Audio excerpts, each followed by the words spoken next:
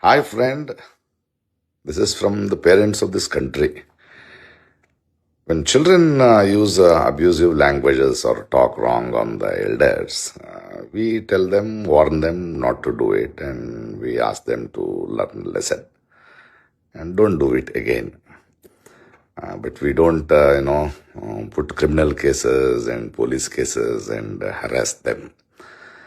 And one more thing is, we should also have our responsibility when we have made those children get anguished and helpless, seeing their other children die because of the broken system and losing hope on the system. And when they have been hit by batons and pellet guns and, police atrocity, we should also take some responsibility, my friend. So, my friend, please just tell them and not to do it again and correct their mistake. That's all. Otherwise, what happens, my friend? These children, they have, when you hurt them and you witch hunt them, their friends, children's friends will get hurt. Their parents who brought them up will get hurt. Their brothers, sisters will get hurt, and their uncles, aunties, and their grandfathers, grandparents, all of them will get hurt. It is not good. And if this continues, my friend, today the children ask for resignation and accountability, that's all. But the country and the parents and the whole society may not ask for resignation, but may pull you down from power also, my friend.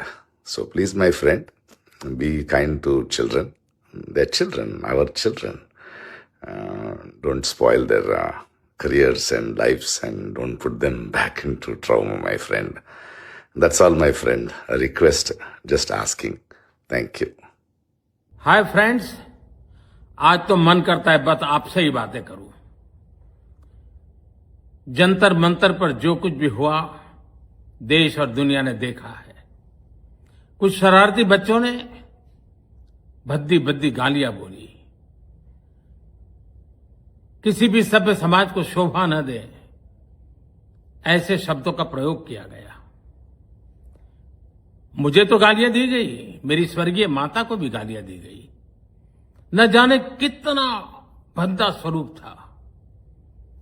लेकिन मैं आज बात करना चाहता हूं कि बचपन में गलतियां होती हैं और बचपन में गलतियों से सुधरने का अवसर भी होता है और यही तो बचपना है। और इसलिए मैं समाज के अंदर जो आक्रोश है उसको भली भांति समझ सकता हूं।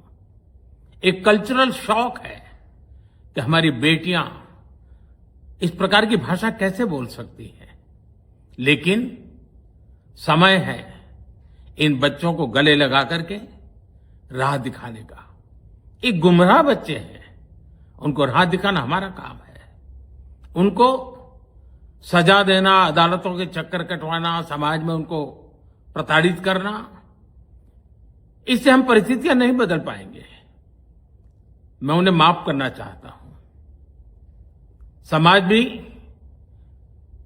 मेरी इस बात को स्वीकार करे, क्योंकि मेरे मन में एक ही भाव है। कभी कभी दांतों तले हमारी जीभ आ जाती है, खून निकल आता है, लेकिन हम दांत तोड़ते नहीं है, क्योंकि दांत भी हमारे हैं, जीभ भी हमारी है, बच्चे भी हमारे हैं। उन्हें राह दिखाना हमारा काम है। गुमराह को राह दिखाना कठिन होता है, लेकिन कठिन काम हमको करना है। और इसलिए आओ, मैं इन बच्चों को कहता हूं, बच्चों आओ, हम देश के लिए साथ मिलकर के आगे बढ़े, कुछ नया सीखें, गलतियों से भी सीखें, अपने सपनों को लेकर के चल पड़े। देश बहुत आगे बढ़ रहा है, आगे बढ़ने वाला है, और आपका भी आगे बढ़ना निश्चित हो, यही मेरा सपना है। मैं आपके लिए जीता हूं, आपके उज्जवल भविष्य के लिए खपता हूं। आओ हम मिलकर के देश को आगे बढ़ाएं। बहुत बहुत धन्यवाद दोस्तों।